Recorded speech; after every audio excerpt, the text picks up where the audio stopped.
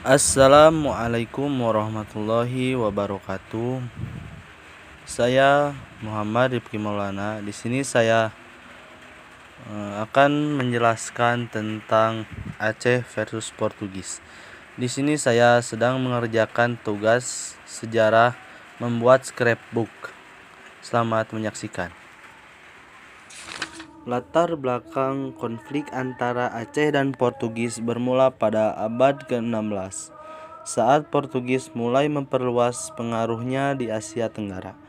Pada waktu itu, Aceh adalah sebuah kerajaan Islam yang terletak di ujung utara Pulau Sumatera, yang menjadi salah satu pusat perdagangan penting di wilayah tersebut.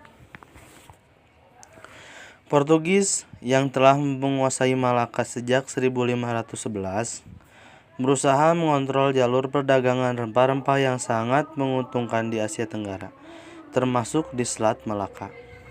Untuk itu, mereka berusaha menguasai pelabuhan-pelabuhan utama di sepanjang pesisir Sumatera, termasuk Aceh. Namun, Aceh yang merupakan kerajaan Islam yang kuat, dipimpin oleh Sultan Ali Muqayyad Shah, menentang upaya Portugis ini karena mereka melihat kedatangan Portugis sebagai ancaman terhadap kedaulatan dan perdagangan mereka. Pertempuran antara Aceh dan Portugis mulai terjadi pada awal abad ke-16, dan Aceh berhasil menahan serangan-serangan Portugis dalam beberapa pertempuran. Bahkan pada tahun 1565, Sultan Aceh, Sultan Alaidin Riayat Shah, berhasil menggagalkan upaya Portugis untuk menguasai Aceh, serta membangun aliansi dengan kekuatan-kekuatan Islam lainnya, seperti Kesultanan Ottoman di Turki. Konflik ini terus berlanjut hingga abad ke-17, dengan Aceh yang semakin memperkuat posisinya sebagai salah satu kerajaan yang menentang dominasi Eropa di Asia Tenggara, terutama dalam hal perdagangan rempah-rempah dan pengaruh kolonial. Tujuan Portugis datang ke Aceh pada abad ke-16 adalah untuk menguasai jalur perdagangan rempah-rempah yang sangat menguntungkan dan memperluas pengaruh mereka di Asia Tenggara. Selain itu, Portugis juga ingin menguasai wilayah-wilayah strategis di Selat Malaka dan sekitarnya, yang merupakan rute perdagangan penting antara India dan Cina. Aceh, yang pada waktu itu merupakan kerajaan yang kuat di Sumatera, menjadi salah satu wilayah yang menarik bagi Portugis karena letaknya yang strategis dan kekayaan alamnya. Selain itu, Portugis juga berusaha untuk menyebarkan agama Katolik dan menanggulangi pengaruh Islam yang berkembang pesat di wilayah tersebut. Lantas, apa yang terjadi di Malaka setelah jatuh ke tangan Portugis? Jadi, setelah Malaka jatuh ke tangan Portugis pada tahun 1511, beberapa peristiwa penting terjadi di Aceh yang mempengaruhi sejarah perdagangan dan politik di Asia Tenggara, serta mengubah dinamika kekuasaan di wilayah tersebut. Yang pertama, penguasaan strategis atas jalur perdagangan. Malaka merupakan pelabuhan penting di jalur perdagangan antara timur dan barat, menghubungkan dunia Islam di Timur Tengah, India, dan Asia Tenggara dengan Tiongkok dan Jepang. Dengan menguasai Malaka, Portugis mengendalikan jalur perdagangan yang sangat vital ini, memberikan mereka keuntungan besar dalam perdagangan rempah-rempah dan barang-barang berharga lainnya. 2. Pendiriannya sebagai basis kekuasaan Portugis di Asia Tenggara. Setelah merebut Malaka, Portugis memperkuat keberadaannya di kawasan tersebut dengan membangun benteng-benteng dan pos-pos perdagangan di beberapa tempat, seperti Goa di India dan Maluku di Tiongkok. Malaka menjadi pusat pengaruh Portugis di Asia, yang membuka jalan bagi mereka untuk memperluas jaringan perdagangan di kawasan lainnya, termasuk Jepang dan Tiongkok. 3. Konflik dengan Sultan Malaka dan kerajaan Islam lainnya. Kejatuhan Malaka menandai berakhirnya dominasi Kesultanan Malaka yang telah berkembang menjadi pusat perdagangan internasional dan mempengaruhi Islam di Asia Tenggara. Sultan Mahmud Shah, penguasa Malaka pada waktu itu, melarikan diri dan berusaha merebut kembali wilayahnya, namun tidak berhasil. Kerajaan-kerajaan Islam di sekitar Malaka, seperti Aceh di Sumatera, juga berusaha melawan dominasi Portugis. 4. Perdagangan dengan Eropa dan pengaruh Kristen. Portugis memulai ekspansi misi Kristen di kawasan tersebut setelah menguasai Malaka. Mereka mendirikan gereja-gereja dan misi-misi di daerah yang dikuasainya. Proses penyebaran agama Kristen ini, meskipun mendapat perlawanan dari penduduk lokal, merupakan bagian dari kebijakan kolonial Portugis. Yang kelima, penyebaran persaingan dengan bangsa Eropa lainnya. Kejatuhan Malaka juga memicu persaingan dengan bangsa Eropa lainnya, seperti Belanda dan Inggris, yang mulai menentang dominasi Portugis di Asia. Pada abad ke-17, Belanda berhasil merebut Malaka dari Portugis dalam rangkaian konflik kolonial yang lebih besar di Asia Tenggara. Secara keseluruhan, kejatuhan Malaka ke tangan Portugis pada tahun 1511 menandai awal dari era kolonialisme Eropa yang berlangsung selama beberapa abad di Asia Tenggara, mempengaruhi ekonomi, politik, dan budaya kawasan tersebut. Perlawanan terhadap VOC pada masa pemerintahan Sultan Alauddin Riayat tahun 1537 sampai dengan 1568. Pada masa pemerintahan Sultan Alauddin Riayat Shah 1537 sampai 1568 di Aceh, perlawanan terhadap VOC Verenigd Oostindische Compagnie atau perusahaan Hindia Timur Belanda belum terlalu mencolok, karena VOC baru didirikan pada tahun 1602. Namun, Sultan Alauddin terkenal dengan upaya memperkuat Aceh sebagai kerajaan yang tangguh dan independen, terutama dalam menghadapi ancaman dari kekuatan asing seperti Portugis. Sultan Alauddin berhasil konsolidasikan kekuasaan di Aceh dan memperkuat angkatan lautnya, yang menjadikan Aceh salah satu kekuatan besar di wilayah tersebut. Ia juga mengusir Portugis dari Malaka dan menggalang aliansi dengan Kesultanan Ottoman untuk mengalahkan Portugis. Meski VOC belum hadir, Aceh tetap menghadapi perlawanan terhadap penjajahan Eropa, yang pada akhirnya diteruskan oleh penguasa berikutnya, seperti Sultan Iskandar Muda pada awal abad ke-17 yang menentang dominasi VOC. Ada apakah tahun 1523 terhadap Aceh? Tahun 1523 adalah tahun yang penting dalam sejarah Aceh, terutama terkait dengan hubungan antara Kesultanan Aceh dan Portugis. Pada tahun itu, Aceh mengalami pertemuan pertama dengan Portugis yang mencoba untuk memperluas pengaruhnya di Asia Tenggara. Pada saat itu, Aceh dipimpin oleh Sultan Alauddin Riayat Shah 1537 sampai dengan 1568. Meskipun ia baru naik tahta beberapa tahun kemudian, Aceh telah menjadi salah satu kekuatan yang semakin dominan di kawasan tersebut. Pada tahun 1523, Sultan Aceh mengirimkan utusan ke Portugis di Malaka untuk meminta bantuan, karena Aceh sedang berada dalam posisi terancam oleh kekuatan-kekuatan luar, terutama Portugis yang menguasai Malaka dan berusaha menguasai perdagangan rempah-rempah di wilayah tersebut.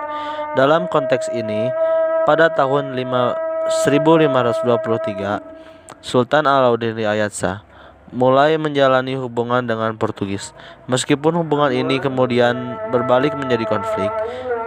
Sebagai respon, Aceh mulai memperkuat angkatan lautnya untuk melawan ekspansi Portugis yang berusaha mendominasi jalur perdagangan di Selat Malaka dan Laut Cina Selatan. Namun, hubungan ini berubah lebih intensif saat Sultan Iskandar Muda memerintah 1607 sampai dengan 1636 pada awal abad ke-17. memimpin Aceh dalam menghadapi ancaman langsung dari Portugis. Aceh berperang melawan Portugis di Malaka dan menentang dominasi mereka di wilayah perdagangan. Secara keseluruhan, tahun 1523 adalah salah satu titik awal pertemuan antara Aceh dan Portugis yang kelak akan berkembang menjadi konflik perdagangan dan militer yang lebih. Persiapan atau langkah-langkah Aceh melawan Portugis. Aceh khususnya pada masa pemerintahan Sultan Alauddin Riayat Shah tahun 1537 sampai dengan 1568 dan lebih intensif pada masa Sultan Iskandar Muda memerintah pada tahun 1607 sampai dengan 1636, melakukan berbagai langkah strategis untuk melawan Portugis yang mendominasi jalur perdagangan rempah-rempah dan wilayah Asia Tenggara. Beberapa langkah persiapan dan strategi yang diambil oleh Aceh untuk melawan Portugis antara lain: 1. Penguatan armada laut Aceh. 2. Aliansi dengan kerajaan-kerajaan muslim lainnya. 3. Membangun benteng dan pertahanan darat. 4. Strategi perang gerilya. 5. Diplomasi dan propaganda. 6. Peningkatan ekonomi dan perdagangan. 7. Penggunaan strategi psikologis dan militer yang cerdik. 8. Perang terbuka dan pembebasan Malaka tahun 1629. Kesimpulannya, langkah-langkah Aceh melawan Portugis sangat beragam, mulai dari penguatan militer, pembangunan aliansi, dan kekuatan Islam lainnya, hingga penggunaan strategi diplomatik dan psikologis. Meskipun pada akhirnya Aceh tidak sepenuhnya berhasil mengalahkan Portugis, mereka berhasil menantang Portugis di kawasan tersebut dan mempertahankan kemerdekaan serta kekuatan mereka dalam perdagangan rempah-rempah di Asia Tenggara. Alauddin tanggal 23 Agustus 1601. Tanggal 23 Agustus 1601 memiliki kaitan dengan peristiwa penting dalam sejarah Aceh, yaitu pertemuan atau serangan Aceh terhadap Portugis di Malaka. Pada tanggal tersebut terjadi pertempuran yang menandai usaha besar Aceh untuk merebut kembali Malaka dari tangan Portugis. Pada tahun 1601, Sultan Alauddin Riayat Shah yang memerintah Aceh pada periode 1537 sampai dengan 1568 setelah meninggal, dan penguasa Aceh pada waktu itu adalah Sultan Iskandar Muda. Sultan Iskandar Muda merupakan tokoh yang sangat penting dalam perjuangan Aceh melawan Portugis, dan pada masa pemerintahannya Aceh menggelar serangkaian perlawanan terhadap Portugis. Pada tanggal 23 Agustus 1601, Aceh melakukan serangan besar-besaran terhadap Portugis di Malaka, yang saat itu merupakan wilayah jajahan Portugis. Aceh ingin menguasai kembali Malaka yang merupakan salah satu pelabuhan utama dalam perdagangan rempah-rempah di Asia Tenggara dan merupakan wilayah strategis yang dikuasai oleh Portugis sejak tahun 1511. Meskipun serangan ini belum berhasil merebut Malaka, pertempuran tersebut menunjukkan ketangguhan Aceh dalam mempertahankan kekuasaannya dan menentang dominasi Portugis di kawasan tersebut. Pada masa pemerintahan Sultan Iskandar Muda pada tahun 1607 sampai dengan 1639, Kesultanan Aceh mencapai puncak kejayaannya. Sultan Iskandar Muda dikenal sebagai salah satu penguasa terbesar dalam sejarah Aceh karena berhasil memperkuat negara, memperluas wilayah, dan menjadi salah satu kekuatan utama di Asia Tenggara. Berikut adalah beberapa peristiwa penting dan langkah-langkah yang diambil oleh Sultan Iskandar Muda selama masa pemerintahannya. Pertama, perluasan wilayah dan pengaruh. Yang kedua, melawan Portugis. Yang ketiga, aliansi dengan Kesultanan Ottoman. Yang keempat, kemajuan ekonomi dan perdagangan. Yang kelima, penguatan struktur pemerintahan dan administrasi. Keenam, kebijakan militer dan pertahanan. 7. Peningkatan budaya dan ilmu pengetahuan. 8. Kehidupan sosial dan budaya. 9. Kehidupan keluarga dan warisan. Dan itu adalah masa pemerintahan Sultan Iskandar di Aceh. Iskandar Muda pada tahun 1629. Pada tahun 1629, Sultan Iskandar Muda, Sultan Aceh melancarkan salah satu serangan besar terhadap Portugis yang menguasai Malaka, yang merupakan pusat kekuatan mereka di Asia Tenggara. Tahun ini menandai peristiwa penting dalam usaha Aceh untuk merebut kembali Malaka dari tangan Portugis, yang telah menguasai kota tersebut sejak 1511. Berikut adalah beberapa poin penting yang terkait dengan Kesultanan Iskandar Muda dan peristiwa tahun 1629. Pertama, serangan terhadap Malaka 1629.